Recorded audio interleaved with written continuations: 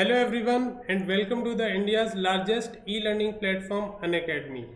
तो guys, जैसा कि प्रीवियस लेक्चर में मैंने आप लोगों से डिस्कस किया था कि अनअकैडमी ने एक डेडिकेटेड कोर्स स्टार्ट किया है specially for MST CET aspirants. तो आज से हम लोग अपना कोर्स स्टार्ट करने वाले हैं। प्रीवियस लेक्चर में जो हमारा फर्स्ट लेक्चर था वहाँ पे मैंने आपसे डिस्कस किया था MSCT एग्ज़ाम के बारे में कि MSCT एग्ज़ाम का पैटर्न क्या होता है, MSCT एग्ज़ाम का एलिजिबिलिटी क्राइटेरिया क्या है, या फिर MSCT एग्ज़ाम का सिलेबस क्या होता है। सिलेबस इन द सेंस मैंने मैथमेटिक्स का सिलेबस आपसे डिस्कस किया था बिकॉज मैं आपको मैथमेटिक्स पढ़ाने वाला हूँ। तो गाइज आप देख सकते हो स्क्रीन पे आपको सारे सब्जेक्ट्स की टाइमिंग दे रखी है यहाँ पे, है ना। जो आपका मैथ का जो टाइमिंग है, बेसिकली मैथ्स मैं आपको पढ़ाने वाला हूँ तो मैं मैथ्स का टाइमिंग आपको डिस्कस करने वाला हूँ कि मैथ्स की आपकी 2 क्लासेस रहेंगी, मॉर्निंग में 10 AM एंड इवनिंग में 6 PM। Okay guys, okay so let me give you a little brief introduction about myself. So basically I am Amit Yadav and I have total 5+ years teaching experience in mathematics, and I specialize in IIT mains and advanced as well as MSCET and also other state engineering entrance examinations. Okay, okay so guys जो हमारा channel है, ठीक है ना, crack M Maharashtra CT exam, उसको आप जल्दी से जल्दी सब्सक्राइब करिए ताकि आपको प्रॉपरली क्लासेस का शेड्यूल पता चलता रहे और आप टाइम टू टाइम अपनी क्लासेस को अच्छे से कंटिन्यू कर सकें। ओके, आप हमारे चैनल को जल्दी से सब्सक्राइब करिए।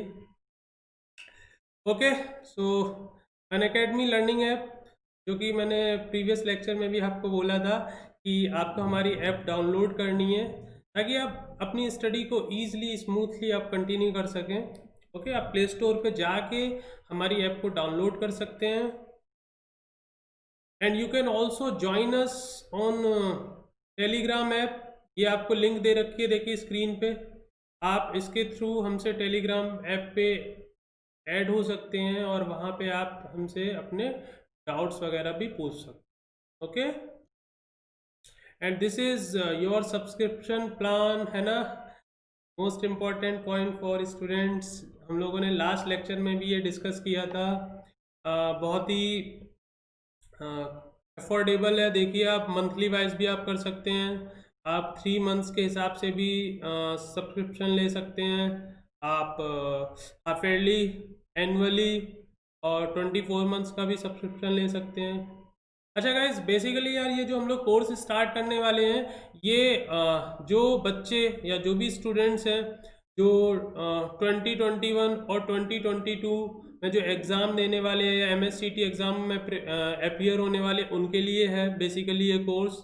तो उसके अकॉर्डिंग मतलब मेरा रिकमेंडेशन रहेगा, जो भी बच्चे अभी फ़िलहाल जो 12th में आए हैं और जो नेक्स्ट ईयर MSCT का एग्ज़ाम देने वाले हैं, तो उनके लिए रिकमेंडेशन रहेगा कि वो 12 मंथ्स का प्लान सब्सक्राइब करें, है ना। और जो बच्चे 11th क्लास में अभी हैं, यानी जिनको 2022 में एग्ज़ाम देना है MSCT का, तो उनके लिए मैं रिकमेंड करूँगा कि ये 24 मंथ्स का जो प्लान है वो आप लोग सब्सक्राइब करें। और आप मेरा कोड भी देख सकते हैं नीचे, आप मेरा कोड यूज़ करके 10% डिस्काउंट ले सकते हैं। रेफरल कोड है YADAV1। ओके गाइस, तो जल्दी से सब्सक्राइब करिए, है ना। और ज़्यादा टाइम वेस्ट नहीं करना है बिकॉज अगर आपका टारगेट है नेक्स्ट ईयर या next to next year MSCT exam को क्रैक करना, तो अभी से लग जाइए आप इसमें, है ना। टाइम वेस्ट नहीं करना है। ओके, तो बेसिकली यार लास्ट लेक्चर में मैंने आपके साथ डिस्कस किया था सिलेबस ऑफ मैथमेटिक्स, है ना, कि क्या क्या सिलेबस है हमारा मैथ्स का MSCT एग्ज़ाम के लिए। क्लास 11th का भी मैंने आपसे डिस्कस किया था, क्लास 12th का भी डिस्कस किया था। और मैंने आपको ये भी बताया था कि क्लास 12th का जो वेटेज होता है वो काफ़ी ज़्यादा होता है ना। क्लास 11th का वेटेज जो है वो केवल 20% है और जो क्लास 12th का वेटेज है वो 80% होता है। एक और इम्पॉर्टेंट पॉइंट जो आपको माइंड में अपने रखनी है, बिकॉज आप MSCT एग्ज़ाम की प्रिपरेशन करने जा रहे हैं, तो आपको उसके बारे में एक एक पॉइंट क्लियर होना चाहिए। जो कि मैंने लास्ट लेक्चर में आपके साथ डिस्कस भी किया था।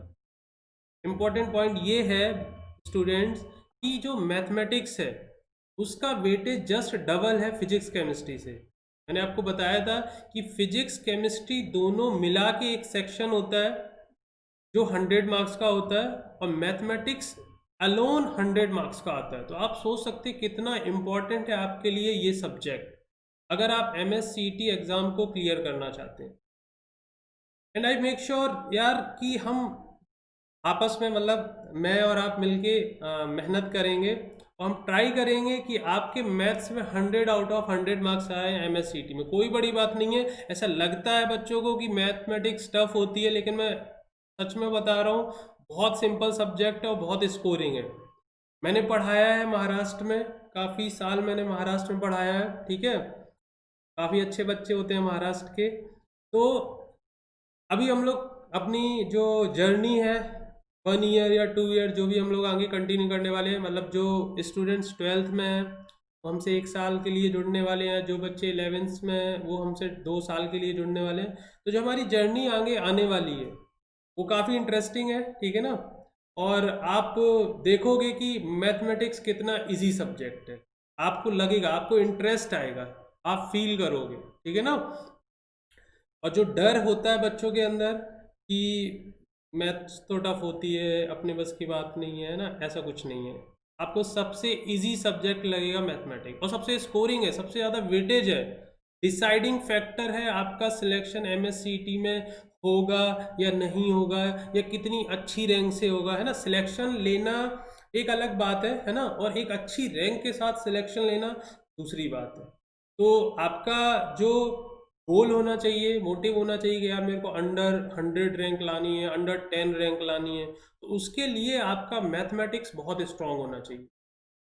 क्योंकि यार 100 मार्क्स है, अगर आप 100 मार्क्स को लाइटली लेते हैं तो कहीं ना कहीं आपका जो रैंक है वो गड़बड़ होने वाला है ना। तो हमारा जो गोल रहेगा वो 100 आउट ऑफ 100 मार्क्स का रहेगा।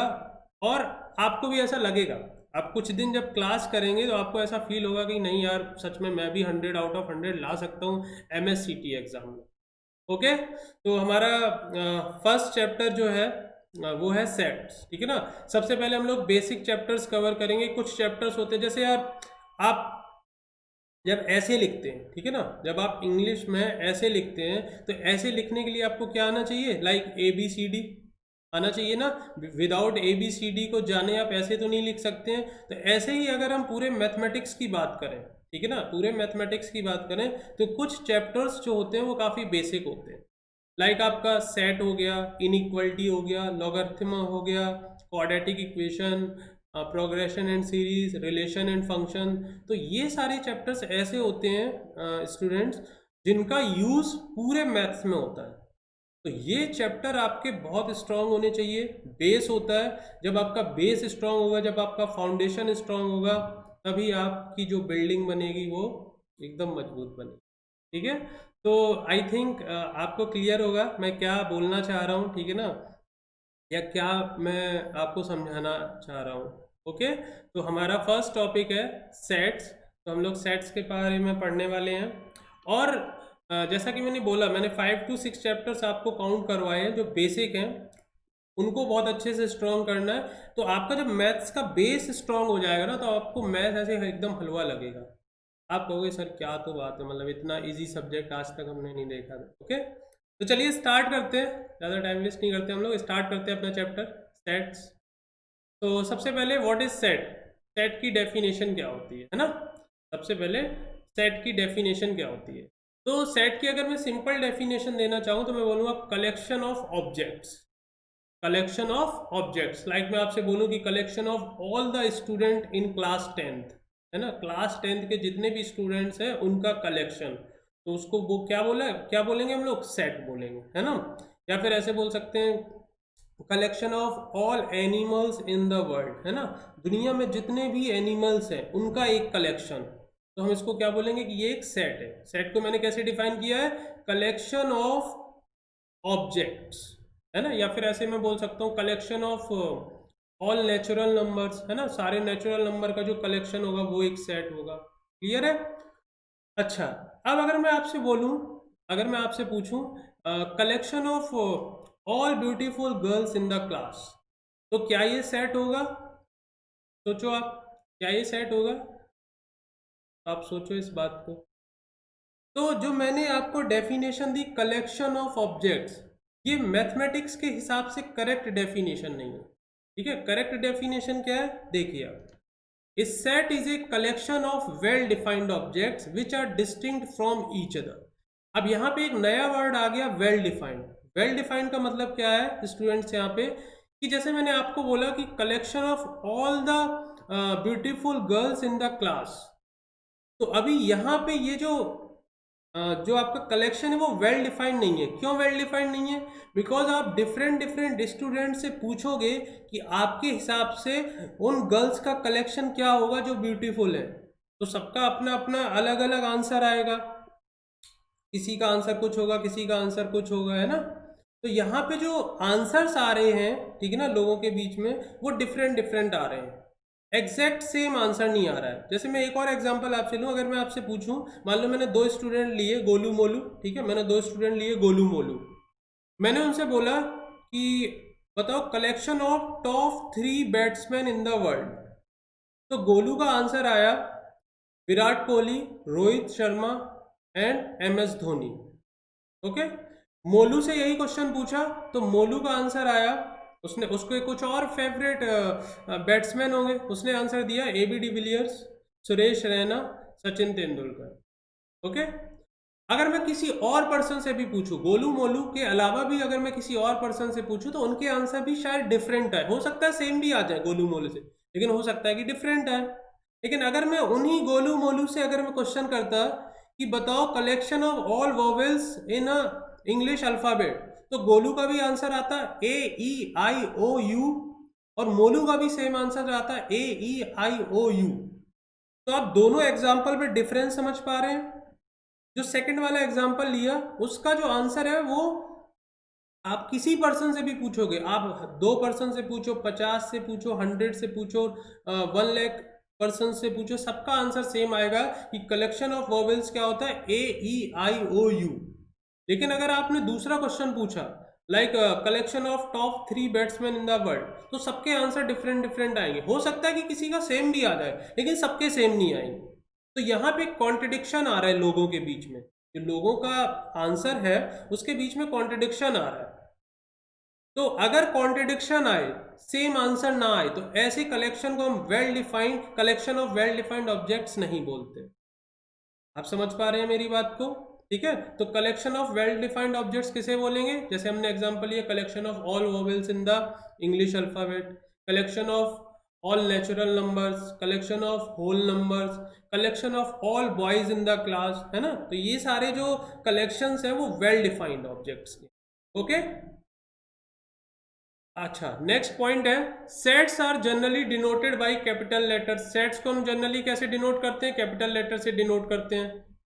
आप देख सकते हैं कैपिटल A से, कैपिटल B से, इस तरीके से हम लोग डिनोट करते हैं। And the elements of the set, elements बोले या ऑब्जेक्ट्स बोले, उनको हम लोग स्मॉल लेटर से डिनोट करते हैं। ओके, तो जो आपके सेट्स होते हैं उनको कैपिटल लेटर से डिनोट करते हैं, और जो उनके एलिमेंट्स होते हैं उनको स्मॉल लेटर से डिनोट करते हैं। ओके, नेक्स्ट पॉइंट है if a number P is in set A। मान लीजिए कोई नंबर P है, वो जो नंबर P है वो सेट A में है, ठीक है, मतलब P जो है वो सेट A का कोई एलिमेंट है, तो हम उसको कैसे बोलेंगे? देन वी से P बिलोंग्स टू A। अगर कोई नंबर P जो है वो सेट A में है, तो हम क्या बोलेंगे कि P सेट A से बिलोंग कर रहा है। इसी को मैथमेटिकली कैसे लिखेंगे? देखिए ये लिखा है, ये बिलोंग्स टू का सिंबल होता है, ये क्या है? ये बिलोंग्स टू का सिंबल है। या तो आप ऐसे लिखिए इंग्लिश लैंग्वेज में P बिलोंग्स टू A, या फिर मैथमेटिक्स की लैंग्वेज में कैसे लिखेंगे? P बिलोंग्स टू A, ये बिलोंग्स टू का सिंबल है। क्लियर है क्या बच्चों? Okay, next point. अब मैं ऐसे बोल रहा हूँ कि कोई नंबर Q है जो सेट A में नहीं है, तो हम उसको कैसे बोलेंगे? Q does not belongs to A। और हम उसको कैसे डिनोट करेंगे? Q ये होता है डज नॉट बिलोंग्स टू का सिंबल, ये बिलोंग्स टू का सिंबल था, जैसे ये किसका सिंबल है? Does not belongs to. तो Q जो है, Q एक नंबर है, वो सेट A से बिलोंग नहीं कर रहा है, तो इसी को मैथमेटिकली कैसे लिखेंगे? ये डज नॉट बिलोंग्स टू का सिंबल है, Q does not belongs to A. Okay, now see some collections. The rivers of India, the rivers of India क्या हो गया? एक कलेक्शन हो गया, सारी रिवर्स का कलेक्शन जो भी इंडिया की रिवर्स है। नेक्स्ट है the vowels in the English alphabet, जो अभी मैंने आपको एग्जांपल दिया था, ए ई आई ओ यू। प्राइम फैक्टर्स ऑफ 210, 210 एक नंबर, उसके प्राइम फैक्टर्स का कलेक्शन। तो 210 के प्राइम फैक्टर क्या क्या होते हैं? 2 3 5 7। नेक्स्ट देखिए even numbers, even natural numbers less than 11, ठीक है ना, 11 से लेस देन इवन नंबर्स का, इवन नेचुरल नंबर्स का कलेक्शन। तो इवन नेचुरल नंबर कहां से स्टार्ट होते हैं? 2 से स्टार्ट होते हैं, बट हमें तो लेस देन 11 देखने हैं, तो 2 होगा, 4 होगा, 6 8 10। Okay, clear? नेक्स्ट है आपका collection of most dangerous animals of the world, तो ये भी एक कलेक्शन है, ठीक है ना, दुनिया के जो भी मोस्ट डेंजरस एनिमल्स हैं उनका एक कलेक्शन। ओके, तो ये सारे एग्जांपल्स जो है वो क्या है? कलेक्शंस हमने लिया, ऑब्जेक्ट्स का कलेक्शन। ओके, कुछ सेट्स हैं जो बहुत ही फ्रिक्वेंटली पूरे मैथमेटिक्स में यूज होते हैं, तो हमने उनको नोट डाउन किया, देख लेते हैं उनको हम लोग। जैसे फर्स्ट है आपका the set of all natural numbers, है ना, सारे नेचुरल नंबर का कलेक्शन, उसको हम कैपिटल एन से डिनोट करते हैं। जैसा कि हम लोगों ने अभी बात की थी कि सेट्स को हम लोग कैपिटल लेटर से डिनोट करते हैं, तो set of all natural numbers capital N. Set of all integers capital Z से डिनोट करते हैं या कैपिटल आई से भी डिनोट करते हैं। नेक्स्ट है set of all rational numbers, rational number के कलेक्शन को हम लोग क्यू से डिनोट करते हैं। Set of real numbers capital R से डिनोट करते हैं। Set of positive numbers, positive numbers को z प्लस से डिनोट करते हैं, ठीक है, पॉजिटिव नंबर को z प्लस से डिनोट करते हैं। Set of positive rational numbers q plus, ठीक है, रैशनल नंबर को q से करते हैं और पॉजिटिव रैशनल नंबर्स को q प्लस से, ठीक है। अच्छा, ये जो ऊपर वाला पॉइंट था ये z प्लस, z प्लस क्या है? सेट ऑफ पॉजिटिव इंटीजर्स, है ना, जैसे हमने इंटीजर्स को z से डिनोट किया था, ऐसी पॉजिटिव इंटीजर्स को हम लोग z प्लस से डिनोट करते हैं। रैशनल नंबर को हम लोगों ने q से डिनोट किया था और पॉजिटिव रैशनल नंबर को q प्लस से डिनोट करते हैं। ऐसे ही रियल नंबर्स को हम लोग r से डिनोट किया था, ऐसे ही सिमिलरली हम लोग पॉजिटिव रियल नंबर्स को r प्लस से डिनोट करते हैं। ओके, आई थिंक क्लियर होगा, सिंपल सेट्स हैं। ये सेट जो है वो आपके पूरे मैथमेटिक्स में यूज होने वाले हैं, इसलिए मैंने इनको नोट डाउन किया एक जगह। ओके, नेक्स्ट पॉइंट आता है रिप्रेजेंटेशन ऑफ सेट, कैसे सेट को हम रिप्रेजेंट करते हैं या सेट को लिखने के क्या क्या वेज हैं। अभी तक हम लोगों ने क्या देखा कि सेट क्या होता है, व्हाट इज सेट, ठीक है ना, तो सेट क्या होता है? Collection of well defined objects which are distinct from each other. Okay, हम लोगों ने कुछ कलेक्शंस के एग्जांपल भी देखे। ओके, नेक्स्ट हमारा पॉइंट है कि हम लोग सेट को कैसे रिप्रेजेंट करते हैं। तो बेसिकली सेट को रिप्रेजेंट करने के दो मेथड होते हैं, ठीक है, तो sets can be written in 2 ways, ठीक है। फर्स्ट मेथड है आपका रोस्टर मेथड और टेबुलर मेथड, ठीक है। फर्स्ट मेथड क्या है आपका? रोस्टर मेथड और टेबुलर मेथड। तो देखिए रोस्टर मेथड या टेबुलर मेथड में हम लोग कैसे डिनोट करते हैं। In this method a set is described by listing elements separated by commas and enclosed then by curly bracket। कहने का मतलब है कि जो भी सेट के एलिमेंट्स होंगे, जैसे मैंने आपको बोला कि collection of vowels in English alphabet, तो वो कितने होते हैं? 5 होते हैं, ए ई आई ओ यू। तो कितने एलिमेंट हो गए सेट में? 5, ए ई आई ओ यू। अब इन 5 एलिमेंट्स को कॉमा से हम लोग सेपरेट करेंगे, कॉमा लगा के, और इनको कर्ली ब्रैकेट के अंदर हम लोग इनक्लोज कर देंगे। तो इस तरीके से जब हम सेट को रिप्रेजेंट करेंगे तो हम बोलेंगे कि ये सेट किस फॉर्म में रिप्रेजेंट किया गया है, रोस्टर फॉर्म या टेबुलर फॉर्म में। ओके, जैसे कि आप देख सकते हैं एग्जांपल, ये देखिए, जैसे एक वर्ड है स्कूल, हमने एक वर्ड लिया स्कूल, तो हमें सेट लिखना था, set of letters of word school, school में जो भी लेटर्स यूज हो रहे हैं उनका कलेक्शन। तो देखिए कौन कौन से लेटर हैं? S C H O L। तो ये देखिए हमने क्या किया, कर्ली ब्रैकेट के अंदर जो भी एलिमेंट्स थे उनको हम लोगों ने कॉमा से सेपरेट करके यहाँ पे लिख रखा है ना। जो भी आपके लेटर्स थे उनको कॉमा से सेपरेट किया और कर्ली ब्रैकेट के अंदर उनको इनक्लोज कर दिया।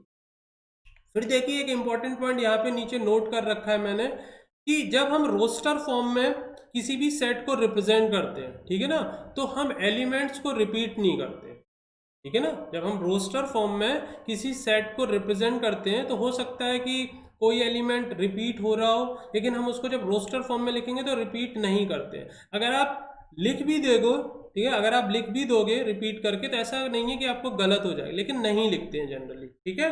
जैसे आप ये वाला एग्जांपल जो था यहाँ पे आप देखिए, जो ओ लेटर है वो 2 बार आ रहा है, ओ लेटर जो है वो रिपीट हो रहा है 2 बार, बट जब हम उसको रोस्टर फॉर्म में लिखेंगे तो वहां पे सिर्फ एक ओ लिखेंगे, 2 ओ नहीं लिखेंगे, ठीक है ना। तो रोस्टर फॉर्म में जो एलिमेंट्स को हम रिप्रेजेंट करते हैं वहां पे रिपीटेशन अलाउड नहीं है। पहला पॉइंट तो ये इंपॉर्टेंट। दूसरा ये कि ऑर्डर डजंट मैटर। जैसे मैंने यहाँ लिखा ना, पहले एस लिखा है देन सी लिखा है, पहले एस लिखा है देन सी लिखा है देन एच देन ओ देन एल, तो आप इनको आपस में अरेंज कर सकते हैं। मतलब आप किसी भी तरीके से लिखो, आप पहले एच लिखो, आप पहले सी लिखो, आप पहले ओ लिखो, आप कुछ भी लिख सकते हैं, यानी ऑर्डर डजंट मैटर। तो 2 इंपॉर्टेंट पॉइंट है स्टूडेंट्स।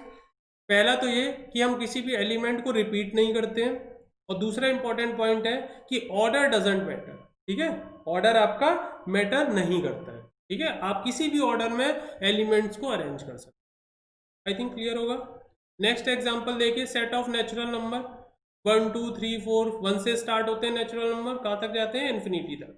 1 2 3 4 5 डॉट डॉट डॉट कहाँ तक जा रहे हैं, इनफाइनाइट।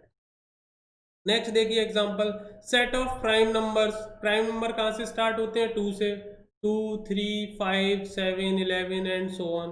ओके, सिंपल एग्जांपल्स है। मैं जस्ट आपको क्या बताने की कोशिश कर रहा हूँ कि हम लोग कैसे सेट को रोस्टर फॉर्म में रिप्रेजेंट करते हैं। जो भी सेट है उसके एलिमेंट्स को हम लोग कर्ली ब्रैकेट में कॉमा से सेपरेट करके लिख देते हैं। ओके, जैसे सेट ऑफ नेचुरल नंबर पता है 1 से स्टार्ट होते हैं, 1 2 3 4 5 कहाँ तक, इन्फिनिटी तक। तो सारे एलिमेंट्स को हम लोगों ने कॉमा से सेपरेट किया और एक कर्ली ब्रैकेट में इनक्लोज करके लिख दिया। ऐसे ही प्राइम नंबर्स का एग्जाम्पल हमने लिया। नेक्स्ट देखिए, ऐसे एक और एग्जाम्पल हम लोगों ने ले रखा है, 3 6 9 12 15। ये सेट क्या है, 3 के मल्टीपल्स लिखे हुए हैं बेसिकली, ठीक है ना। देख सकते हो आप, 3 3 2 6, 3 3 9, 3 4 12। तो ये क्या है, 3 के मल्टीपल्स का एक सेट लिखा है। ओके, नेक्स्ट देखिए आप, नेक्स्ट सेट है 2 4 8 16 32 एंड सो ऑन। ओके, तो ये सेट क्या है, ये देखिए 2 की पावर्स लिखी हुई है ना। पहला एलिमेंट है 2 की पावर 1, दूसरा एलिमेंट है 2 की पावर 2, तीसरा एलिमेंट है 2 की पावर 3 एंड सो ऑन। तो ये भी एक सेट हो गया। तो आई थिंक क्लियर होगा कि कैसे हम रोस्टर फॉर्म में किसी भी सेट को रिप्रेजेंट करते हैं। ओके, हम लोगों ने 4 to 5 एग्जाम्पल्स भी यहाँ पे देखे। ओके, सेकंड मेथड है हमारा सेट बिल्डर फॉर्म और property method. Okay, second method हमारा क्या है, सेट बिल्डर फॉर्म और प्रॉपर्टी मेथड। तो इस मेथड में हम लोग कैसे डिनोट करते हैं किसी भी सेट को, तो यहाँ पे हम डायरेक्टली एलिमेंट्स को ना लिख के हम उन एलिमेंट्स को उनकी प्रॉपर्टी के थ्रू या किसी रूल के थ्रू डिनोट करते हैं। देखिए आप लिखा भी है यहाँ पे मैंने, in this method we write down a property और rule which gives us all the element of the set। हम डायरेक्टली एलिमेंट ना लिख के उनको उनकी एक प्रॉपर्टी के फॉर्म में डिनोट करते हैं, या फिर जो एलिमेंट्स होते हैं कोई एक ना एक रूल फॉलो कर रहे होते हैं। जैसे हम लोगों ने अभी पिछले एग्जांपल्स देखे, जैसे एक एग्जांपल था 3 6 9 12 15 18 एंड सो ऑन। तो वो जो एलिमेंट्स लिखे हुए थे वो देखिए एक रूल फॉलो कर रहे थे या एक प्रॉपर्टी फॉलो कर रहे थे। क्या प्रॉपर्टी थी, वो सारे जो एलिमेंट्स थे वो 3 के मल्टीपल थे। ऐसे मैंने अगला एग्जांपल आपको लिखा था 2 4 8 16 32 एंड सो ऑन। सारे एलिमेंट्स देखिए कुछ ना कुछ कॉमन प्रॉपर्टी थी। वो क्या कॉमन प्रॉपर्टी थी कि वो सारे 2 की पावर्स में लिखे हुए थे या 2 के मल्टीपल्स में लिखे हुए। आई थिंक क्लियर होगी बात। तो देखिए डिनोट करने का तरीका है, कैसे लिखते हैं हम लोग। कर्ली ब्रैकेट के अंदर हम लोग लिखेंगे, कर्ली ब्रैकेट के अंदर लिखेंगे x, फिर ये सेमी कोलन, ठीक है ना। इसको हम लोग ऐसे पढ़ते हैं x सच डेट, और ये लिखा है px। px का मतलब क्या है, एक्स हमारे एलिमेंट है जो हम लोग पहले लिखते हैं, ये देखिए सच डेट से पहले, सच डेट या सेमी कोलन से पहले जो एक्स लिखा है वो क्या डिनोट कर रहा है, एलिमेंट्स ऑफ द सेट।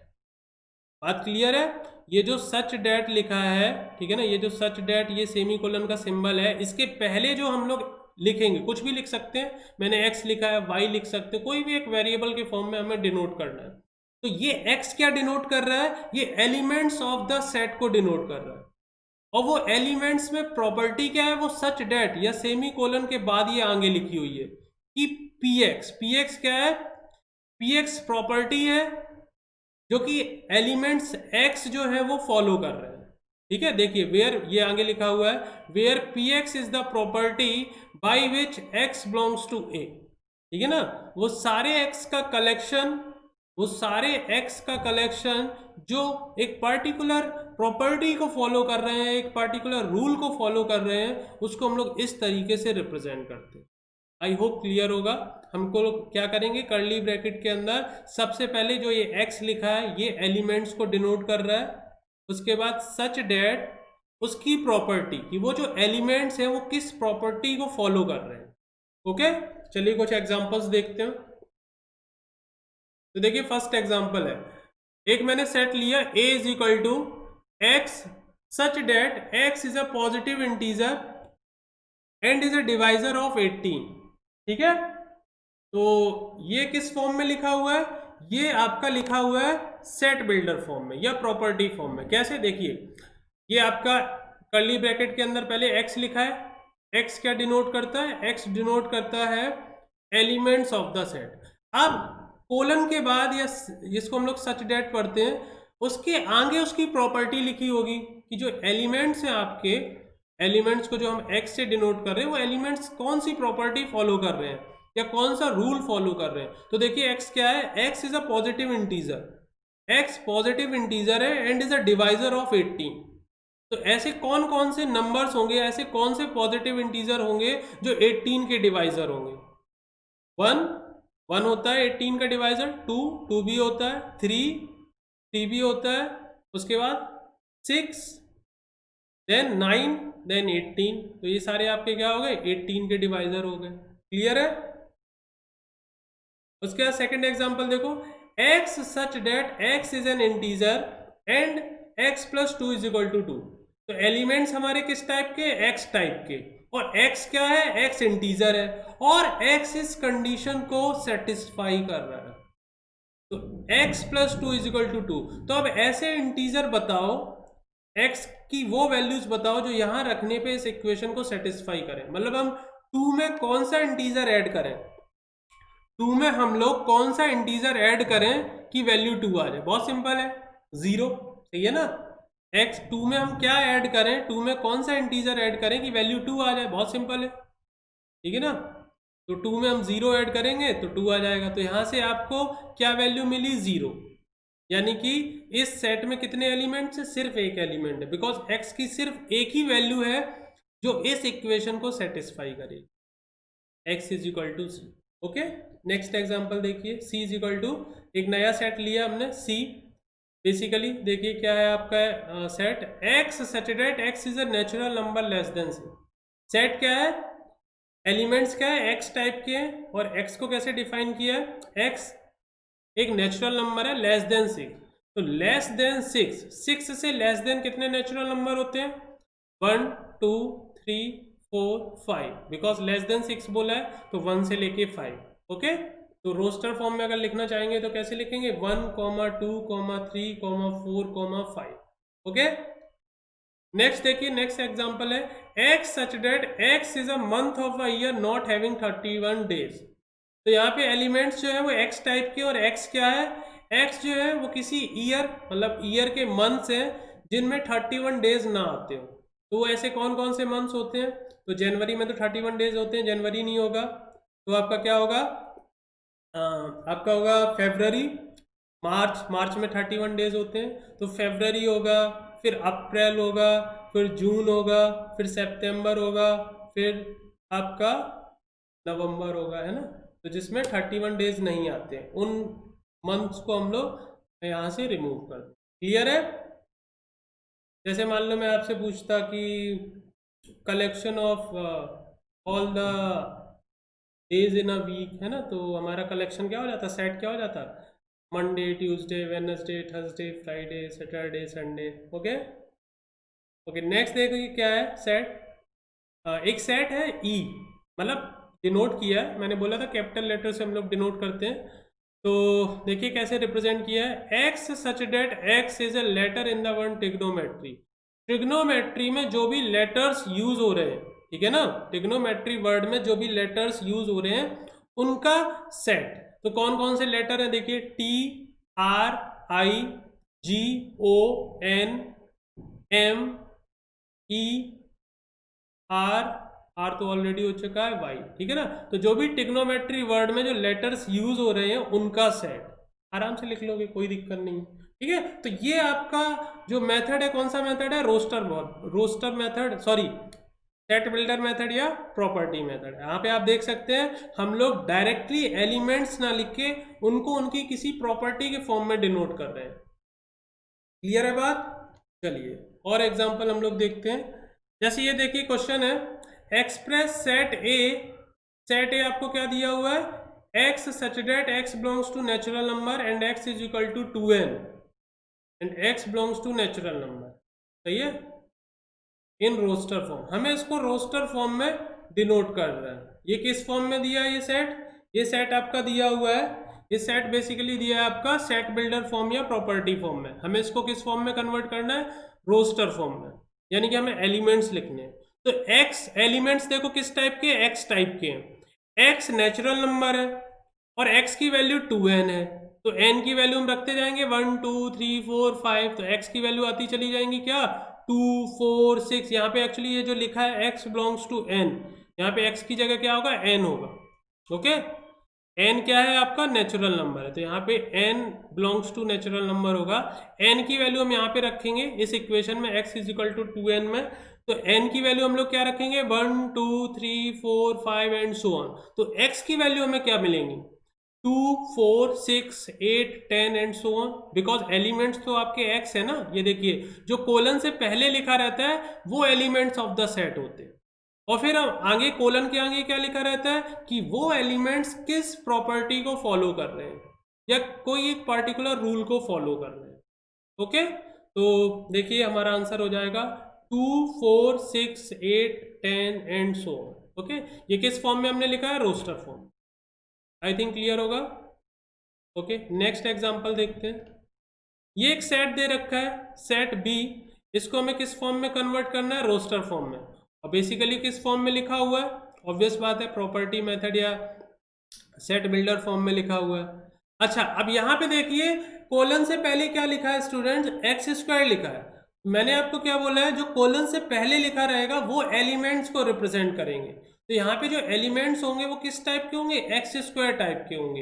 ये देखिए कोलन से पहले एक्स स्क्वायर है, तो एलिमेंट्स आपके एक्स स्क्वायर टाइप के होंगे। अब x की वैल्यू क्या है वो देखिए, आगे प्रॉपर्टी ये लिखी हुई है कि x की वैल्यू 4 से लेस देन होनी चाहिए, और x बेसिकली क्या है, होल नंबर है। तो 4 से लेस देन होल नंबर्स क्या क्या होते हैं, होल नंबर 0 से स्टार्ट होते हैं, 0 1 2 3 4 5 एंड सो ऑन। बट हमें तो कहाँ तक लेने हैं, लेस देन 4, तो 0 लेंगे, 1 लेंगे, 2 लेंगे, 3 लेंगे। ये किसकी वैल्यूज है, x की। x की वैल्यू हमें लेस देन 4 लेनी है और x होल नंबर होना चाहिए। तो होल नंबर 0 से स्टार्ट होते हैं, हम 0 से स्टार्ट करेंगे, x is equal to 0, x is equal to 0 रखेंगे तो 0 का स्क्वायर क्या आएगा, 0 आएगा। फिर 1 रखेंगे, 1 का स्क्वायर 1 आएगा। फिर 2 रखेंगे, 2 का स्क्वायर 4 आएगा। 3 रखेंगे, 3 का स्क्वायर 9 आएगा। तो हमारा जो सेट आएगा रोस्टर फॉर्म में, उसमें कितने एलिमेंट्स आएंगे, 4, 0 1 4 9। ओके, तो देखिए हमारा आंसर हो गया 0 1 4 9। ओके, इजी है, बहुत सिंपल है। ओके, नेक्स्ट एग्जांपल देखिए। ये आपको सेट दे रखा है सेट बिल्डर फॉर्म में, हमें इसको एक्सप्रेस करना है रोस्टर फॉर्म में। तो चलिए देखते हैं। एलिमेंट्स आपके क्या है, देखिए एलिमेंट्स आपके एक्स टाइप के, ठीक है ना। पिछले क्वेश्चन में एलिमेंट्स क्या थे, एक्स स्क्वायर टाइप के थे। एलिमेंट्स है आपके एक्स टाइप के। अब प्रॉपर्टी देखिए, जो एलिमेंट्स हैं वो किस प्रॉपर्टी को फॉलो कर रहे हैं। तो जो x है आपका देखिए पॉजिटिव इंटीजर है, है ना, x क्या है, पॉजिटिव इंटीजर है, and x square less than 4 है। तो आप वो नंबर्स आपको देखने, मतलब x एक तो पॉजिटिव इंटीजर होना चाहिए। पॉजिटिव इंटीजर कहाँ से स्टार्ट होते हैं स्टूडेंट्स, 1 से। जो पॉजिटिव इंटीजर होते हैं उन्हीं को नेचुरल नंबर भी बोलते हैं। तो नेचुरल नंबर 1 से स्टार्ट होते हैं, पॉजिटिव इंटीजर भी वही होते हैं। तो 1 2 3 4 5 6 7 एंड सो ऑन। बट अब हमें देखना है कि इस कंडीशन को भी सेटिस्फाई करने चाहिए वो सारे पॉजिटिव इंटीजर, कि उनके स्क्वायर की वैल्यू 40 से कम होनी चाहिए। तो हम 1 से स्टार्ट करते हैं। 1 का square 1 which is less than 40, यानी कि हमारे सेट में आएगा। 2, 2 का स्क्वायर 4 लेस देन 40, ये भी हमारे सेट में आएगा। 3, 3 का स्क्वायर 9 लेस देन 40, ये भी हमारे सेट में आएगा। देन 4, 4 का स्क्वायर 16, 5 का स्क्वायर 25, 6 का स्क्वायर 36। अभी तक ये सारे जो नंबर्स हैं उनका स्क्वायर 40 से कम है। जैसे ही मैंने x की वैल्यू 7 ली, उसका स्क्वायर हो जाएगा 49। बट यहाँ कंडीशन लगी हुई है कि आप एक्स स्क्वायर की वैल्यू 40 से ज़्यादा नहीं ले सकते, आपको लेस देन 40 लेनी है। तो हम x की कौन कौन सी वैल्यू ले सकते हैं, कौन कौन से पॉजिटिव इंटीजर हमारे सेट में आएंगे, 1 2 3 4 5 6। ओके, ये देखिए आपका आंसर आ गया 1 2 3 4 5 6। आई होप क्लियर होगा। चलिए कुछ क्विज है हम लोग देखते हैं, काफी इंटरेस्टिंग क्विज है।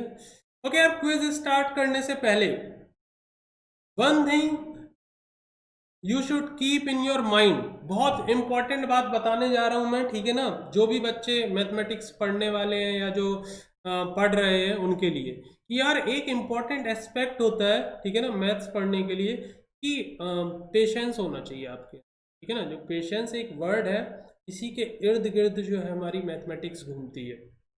आपको पेशेंस रखना पड़ेगा और उसके साथ साथ प्रैक्टिस करनी पड़ेगी। अगर आप सोचो कि आपको टीचर पढ़ा दे, है ना, और आपने एक बार पढ़ लिया तो आपको मैथ्स आ जाएगी, तो ऐसा पॉसिबल नहीं। आपको प्रैक्टिस बहुत ज़्यादा करनी पड़ेगी, बहुत ज़्यादा से ज़्यादा आपको क्वेश्चन सॉल्व करने पड़ेंगे, और ये टाइम के साथ ही इम्प्रूव होगा। मतलब आप सोचो कि मैं 10 दिन में एकदम एकदम मतलब पहाड़ तोड़ दूं, तो ऐसा पॉसिबल नहीं है, ठीक है ना। स्टेप बाय स्टेप हम लोग वर्क करेंगे, ठीक है ना, और स्टेप बाय स्टेप ही आप सीढ़ी चढ़ते हो।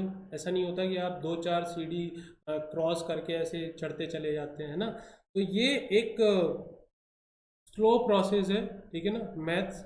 लेकिन अगर आप उसको कंटिन्यूसली प्रैक्टिस करते रहेंगे विद पेशेंस, तो एक टाइम ऐसा आएगा जब आप सच में मैथ्स आपकी बहुत स्ट्रांग, और आपको अंदर से फील आएगी कि नहीं यार मुझे मैथमेटिक्स आती है, और वो एक फीलिंग आएगी, ठीक है ना, कि एक कॉन्फिडेंस आपके अंदर आ जाएगा कि यार मैथ्स आप।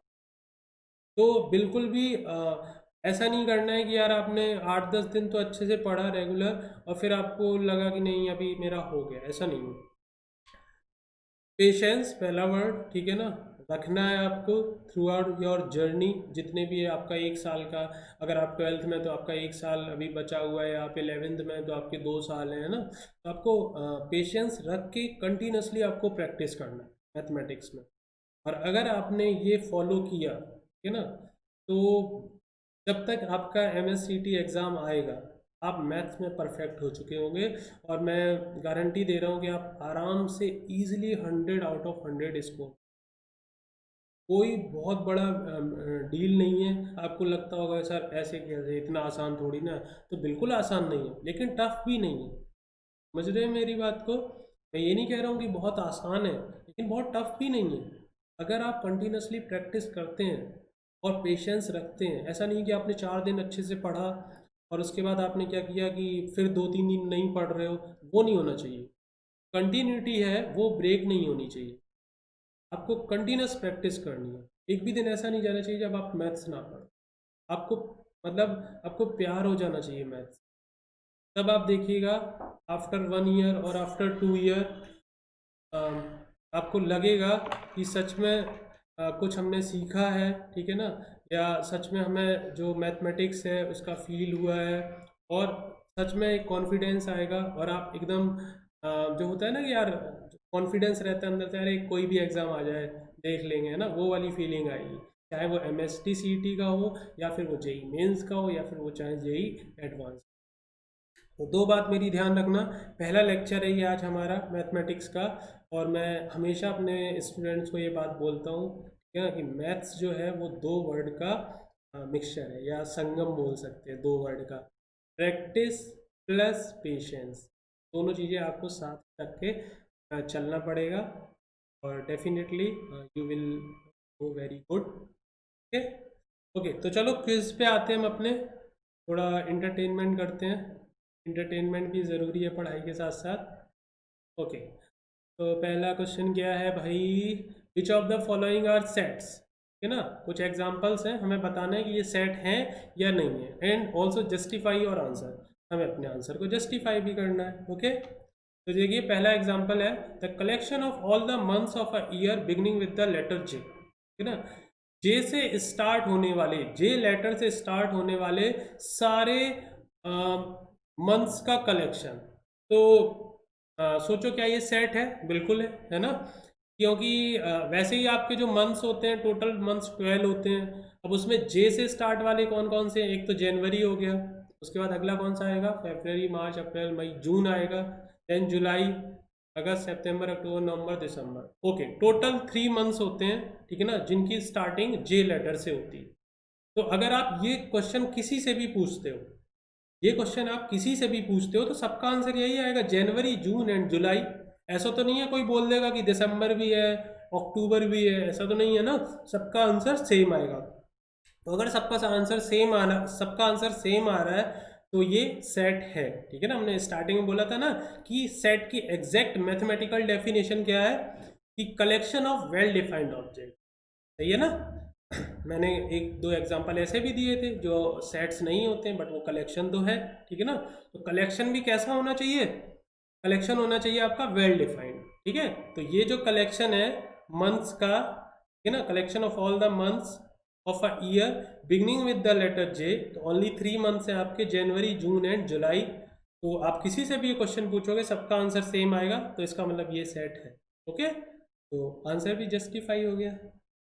सेकंड है, the collection of 10 most talented writers of India. अब इसको सोचिए, क्वेश्चन क्या है यार, कि हमें इंडिया के जो मोस्ट टैलेंटेड राइटर्स हैं, टॉप 10, उनका कलेक्शन करना है। तो यहाँ पे जो है, ये तो वही बात हो गई, जैसे मैंने आपको एक क्वेश्चन दिया था लेक्चर के स्टार्टिंग में, कि collection of all beautiful girls in the class. तो अगर आप अलग अलग स्टूडेंट से पूछोगे, तो उनका आंसर अलग अलग आएगा। कोई बोलेगा कि नहीं, ये वाली गर्ल्स जो हैं वो ब्यूटीफुल हैं, कोई बोलेगा ये वाली गर्ल्स जो है वो ब्यूटीफुल है ना। तो सबका जो आंसर है वो डिफरेंट डिफरेंट आएगा, सबका अपना अपना पॉइंट ऑफ व्यू होगा, सब में कॉन्ट्रडिक्शन आएगा। हो सकता है किसी का सेम भी आ जाए, हो सकता है ऐसे दो गोलू मोलू हैं जिनको सेम लड़की पसंद हो, ऐसा भी हो सकता है ना। तो उसी टाइप का क्वेश्चन ये है कि हमें most talented writers in India का कलेक्शन हमें लेना है, टॉप 10 का। तो यार अगर आप ये क्वेश्चन अगर आप पूछोगे डिफरेंट डिफरेंट पर्सन से, तो हो सकता है सबका आंसर जो है वो डिफरेंट डिफरेंट आए, मतलब सबके अकॉर्डिंग जो राइटर्स हों, टॉप टैलेंटेड राइटर्स हों, टॉप 10, वो डिफरेंट डिफरेंट है। हो सकता है किसी का सेम भी आ जाए, क्योंकि ज़रूरी तो नहीं है कि अगर गोलू को मुंशी प्रेमचंद पसंद है तो मोलू को भी पसंद हो, ऐसा ज़रूरी नहीं है ना। हो सकता है कि मोलू के हिसाब से जो प्रेमचंद है वो टॉप 10 में ना आते हो। बात समझ में आ रही है? आई थिंक मेरा पॉइंट क्लियर होगा, ठीक है ना। आप इसको रिलेट कर सकते हो कि जब भी ऐसे बात आए, टैलेंटेड वाली बात आए, मोस्ट वर्ड का यूज़ हो जाए, है ना, ब्यूटीफुल, ऐसे कुछ वर्ड हैं जो हम लोग आगे देखेंगे, ठीक है ना, और वो आपको समझ में आ जाएगा, वो फील आ जाएगा कि नहीं यार ये क्वेश्चन जो है, अगर आप इसका ये क्वेश्चन आप डिफरेंट डिफरेंट पर्सन से पूछोगे, तो इसका आंसर आपको डिफरेंट डिफरेंट मिलने वाला है, ठीक है ना। क्योंकि मान लो मुझसे पूछोगे कि मेरे हिसाब से 10 मोस्ट जो टैलेंटेड राइटर्स होंगे, शायद वो कोई और हो, मैं किसी और से पूछूंगा तो शायद उसके हिसाब से कुछ और हो। तो ये आपका जो कलेक्शन है वो वेल डिफाइंड ऑब्जेक्ट्स का कलेक्शन नहीं है। बात समझ में आ रही है? तो ये हमारा सेट नहीं है। नेक्स्ट है, a team of 11 best cricket batsman of the world. तो ये सेम टाइप का क्वेश्चन हो गया। मैंने स्टार्टिंग में बोला था कि मैंने गोलू मोलू से पूछा, बताओ तुम अपने अपने top 3 batsman of the world बताओ। तो गोलू ने क्या बताया था, विराट कोहली, रोहित शर्मा और MS धोनी। मोलू ने क्या बताया, उसने बोला मेरे तो कोई और है, उसने बोला सचिन तेंदुलकर, वीरेंद्र सहवाग, युवराज सिंह। तो यार ऑब्वियस बात है, आप अगर आप पूछोगे कि डिफरेंट डिफरेंट पर्सन से पूछोगे कि अपने बेस्ट क्रिकेट बैट्समैन बताओ, तो सबके अलग अलग आंसर आ सकते हैं। हो सकता है किसी का सेम भी आ जाए, मान लो हो सकता है गोलू और मोलू में एक दो क्रिकेटर सेम आ जाए, लेकिन ये भी पॉसिबिलिटी है कि उनके आंसर डिफरेंट भी हो सकते हैं। तो जब भी कॉन्ट्रडिक्शन आ जाए लोगों के बीच में, उनके आंसर्स के बीच में, तो हम उनको वेल डिफाइंड ऑब्जेक्ट्स का कलेक्शन नहीं बोलते हैं, तो ये भी हमारा सेट नहीं होगा। ओके, नेक्स्ट एग्जांपल है the collection of all boys in your class. तो कोई भी आपकी क्लास है, तो उस क्लास के सारे बॉयज का कलेक्शन, तो वो तो सबका आंसर सेम ही आएगा, वो तो सेट होगा, है ना। तो सिंपल है, उसमें कुछ एक्सप्लेन करने की जरूरत नहीं। नेक्स्ट है the collection of all natural number less then 100। तो यार ये भी सेट होगा, नेचुरल नंबर का कलेक्शन लेस देन 100। तो नेचुरल नंबर हमें पता है 1 से स्टार्ट होते हैं, तो 1 से लेके 1 2 3 4 5 कहाँ तक जाएंगे, 99 तक, बिकॉज लेस देन 100 बोला है। तो आप ये क्वेश्चन किसी से भी पूछोगे, सबका आंसर सेम आएगा, है ना। नेचुरल नंबर थोड़ी ना चेंज हो जाएंगे, पता चला एक बोल रहा है 1 2 3 4 5, दूसरा बोलने लगा -1 -2 -3 -4, ऐसा तो नहीं है ना। नेचुरल नंबर तो सबके लिए सेम रहेंगे, तो ये आपका सेट है। ओके, चलिए एक क्विज हमारा खत्म हुआ, नेक्स्ट क्विज पे आते हैं हम लोग, क्विज 2 पे। देखिए, let A is equal to, एक सेट दिया है आपको 1 2 3 4 5 6, ठीक है ना। उसमें कितने एलिमेंट्स हैं, टोटल 6 एलिमेंट्स हैं, 1 2 3 4 5 6। Now question is insert the appropriate symbol, यानी कि सिंबल आपके कौन कौन से हैं, belongs to and does not belongs to in the blank spaces. Okay, तो हमारा पहला क्वेश्चन है 5, फिर बीच में स्पेस है और सेट ए। तो हमें बिलोंग्स टू या फिर डज नॉट बिलोंग्स टू का सिंबल यहाँ पे फिल करना है, यानी कि जो 5 है वो सेट ए से बिलोंग कर रहा है या नहीं कर रहा है। तो क्लियर है यार, दिख रहा है 5 जो है वो सेट ए से बिलोंग कर रहा है, तो पहले वाले क्वेश्चन में क्या आएगा, बिलोंग्स टू आएगा। सेकंड, 8 है, क्या 8 सेट ए से बिलोंग कर रहा है, बिल्कुल नहीं कर रहा है। सेट ए में कौन कौन से एलिमेंट है, 1 2 3 4 5 6, 8 नहीं है, तो यहाँ पे डज नॉट बिलोंग्स टू का सिंबल आएगा। सी 0, क्या 0 है हमारे सेट में, 0 भी नहीं है हमारे सेट में, तो डज नॉट बिलोंग्स टू। उसके बाद नेक्स्ट है 4, क्या 4 है हमारे सेट में, तो 4 भी नहीं है हमारे सेट में, तो डज नॉट बिलोंग, सॉरी 4 है हमारे सेट में, ठीक है, 4 हमारे सेट में है, तो यहाँ पे क्या आएगा, बिलोंग्स टू का सिंबल आएगा।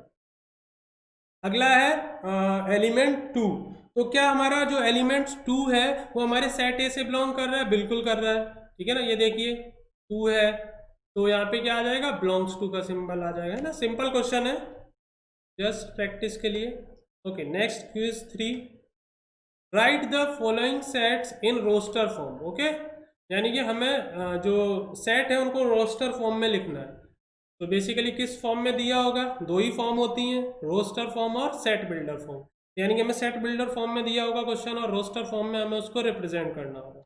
चलिए पहला क्वेश्चन, तो हमें देखिए किस फॉर्म में दिया है, सेट बिल्डर फॉर्म में दिया है ना, तो हमें रोस्टर फॉर्म में लिखना है। एक्स क्या है, देखो कोलन से पहले जो लिखा रहता है, कोलन से जो पहले लिखा रहता है वो क्या है, एलिमेंट्स को रिप्रेजेंट करता है। एक्स यहाँ पे हमारा एलिमेंट है, और x है क्या, वो किस प्रॉपर्टी को फॉलो कर रहा है, वो यहाँ लिखा हुआ है, x is an integer, x क्या है, एक इंटीजर है, एंड x की वैल्यू -3 से 7 के बीच में बिलोंग कर रही है। x की वैल्यू कहाँ से कहाँ तक है, -3 से 7 के बीच में है x की वैल्यू, और x इंटीजर है।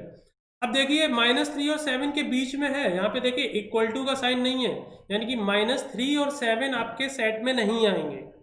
अगर यहाँ पे इक्वल टू भी लगा होता तो फिर -3 और 7 भी इंक्लूडेड होते, ये हम लोग पढ़ेंगे जो हमारा नेक्स्ट चैप्टर आएगा, इनइक्वालिटी, बेसिकली वहाँ पे हम लोग ये सब पढ़ेंगे। लेकिन ये बहुत सिंपल सी बात है, यहाँ पे अगर इक्वलिटी लगी होती है तो वो नंबर्स भी इंक्लूड होते हैं, और अगर इक्वलिटी नहीं होती है, इक्वलिटी का साइन नहीं होता है, तो वो नंबर्स इंक्लूड नहीं किए जाते। तो हमें -3 और 7 के बीच में सारे इंटीजर्स का कलेक्शन लिखना है। तो -3 के बाद क्या आएगा, -2, देन -1 0 1 2 3 4 5 6, है ना, 7 तो ले नहीं सकते, तो -2 -1 0 1 2 3 4 5 6।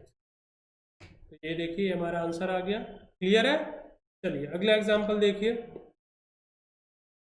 x हमारा एलिमेंट है, अब प्रॉपर्टी क्या फॉलो कर रहा है, x is a letter of the word mathematics, यानी कि मैथमेटिक्स में जो भी लेटर्स हैं उनका कलेक्शन।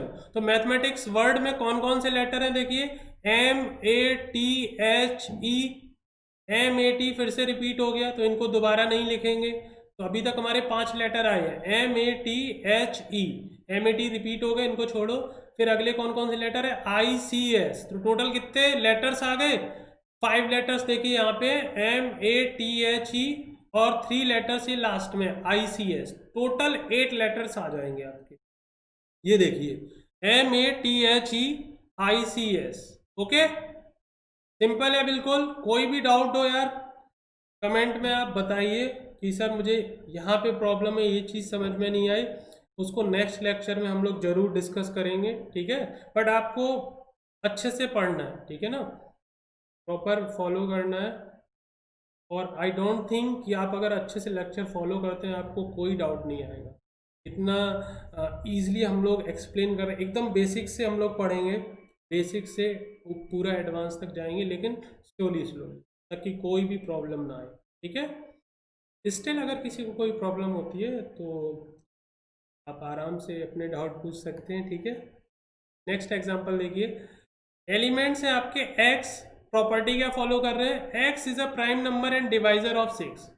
तो जो देखिए हमारे एलिमेंट्स हैं वो x टाइप के हैं, और x क्या प्रॉपर्टी फॉलो कर रहा है, एक तो x प्राइम नंबर है और 6 का डिवाइजर है।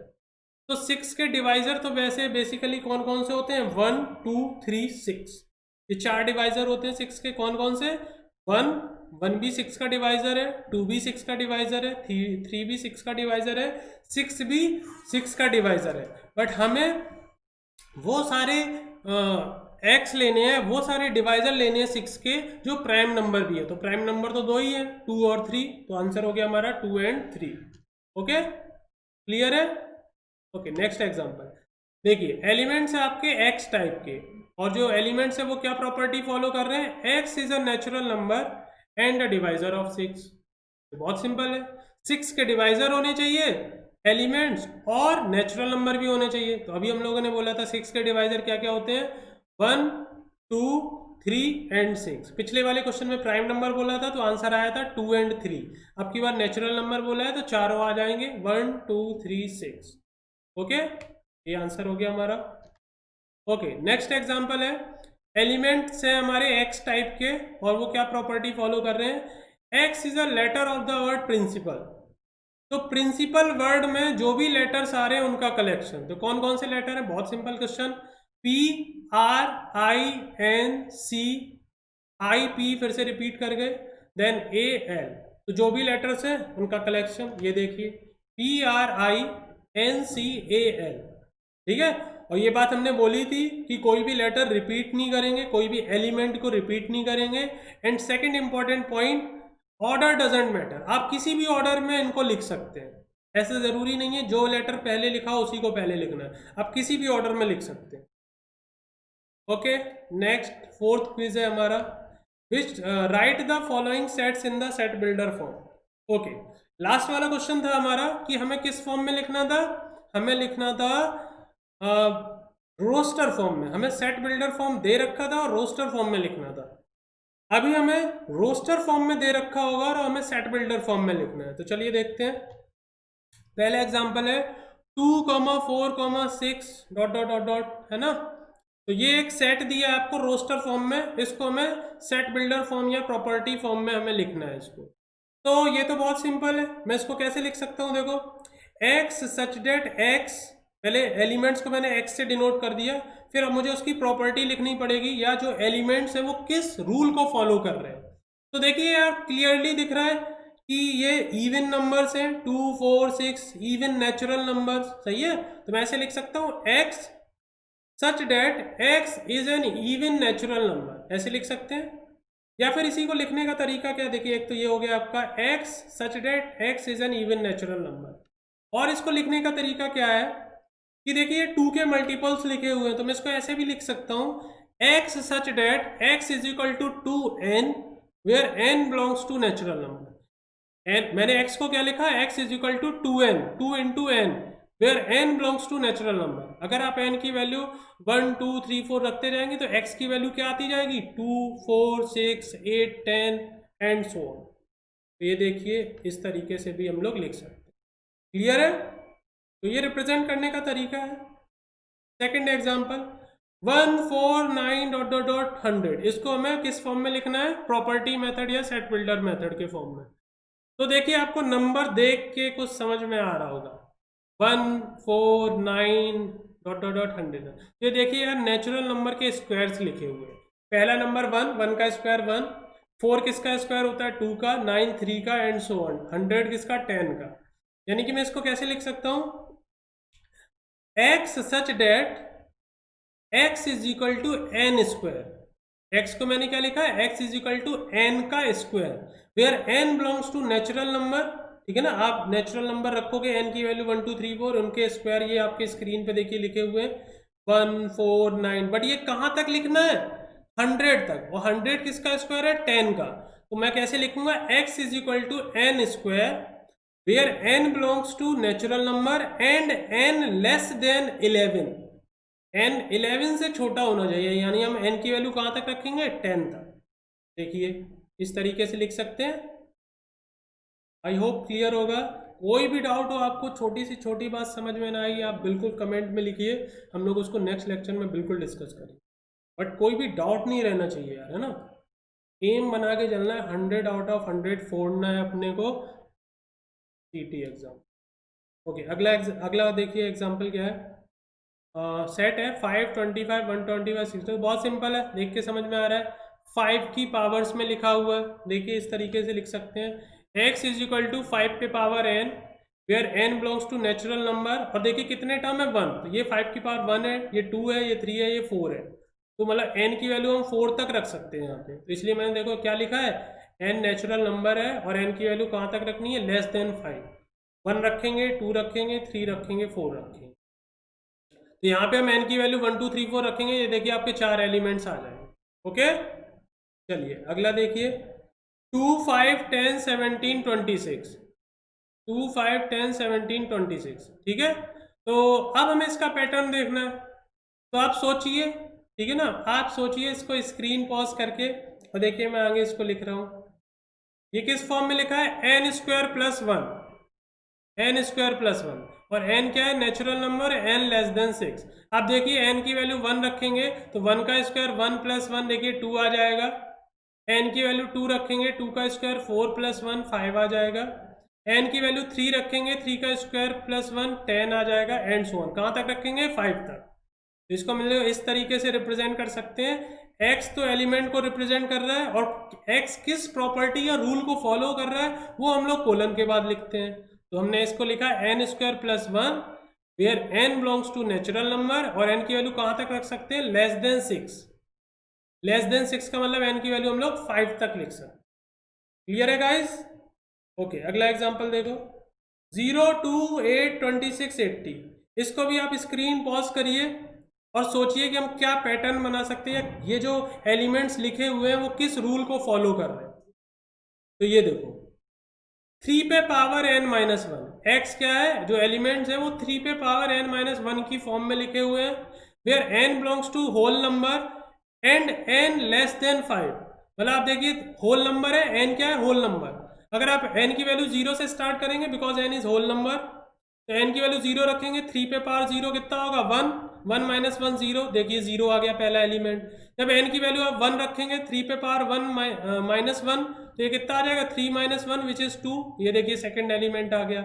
ऐसे n की वैल्यू 2 रखेंगे, 3 पे power 2 which is 9, 9 minus 1 8, third element आ गया।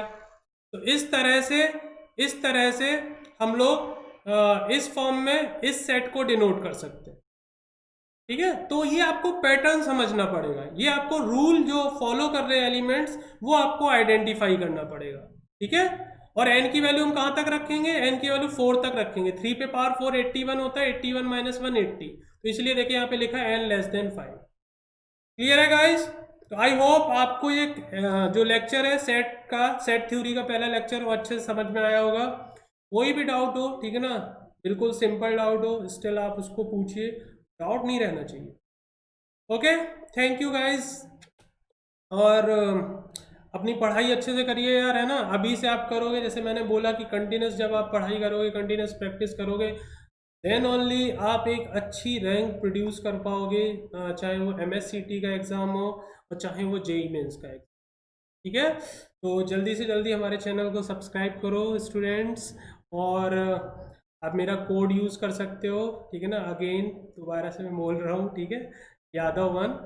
और हम लोग मस्त पढ़ने वाले हैं, ठीक है, और फोड़ने वाले हैं एकदम। मैथ्स में तो हम लोग कोशिश करेंगे पूरा 100 मार्क्स लाने, क्योंकि बहुत इंपॉर्टेंट है। मैंने स्टार्टिंग के लेक्चर में भी बोला है और मैं हमेशा ये बोलता रहूँगा कि MSCT एग्ज़ाम क्लियर करने के लिए, नॉट क्लियर करना, ठीक है ना, हमें बहुत अच्छी रैंक लानी है, हमें टॉप 100 टॉप 10 में रैंक लानी है। तो मैथ्स में हमें 95+ स्कोर करना ही पड़ेगा, और बहुत ईजी है, हम लोग करेंगे, ठीक है ना, सारे बच्चे, ठीक है ना, सारे बच्चे करेंगे 95+ score. Okay so guys, thank you. हम लोग नेक्स्ट लेक्चर में कंटिन्यू करेंगे सेट को। Okay, bye bye, take care.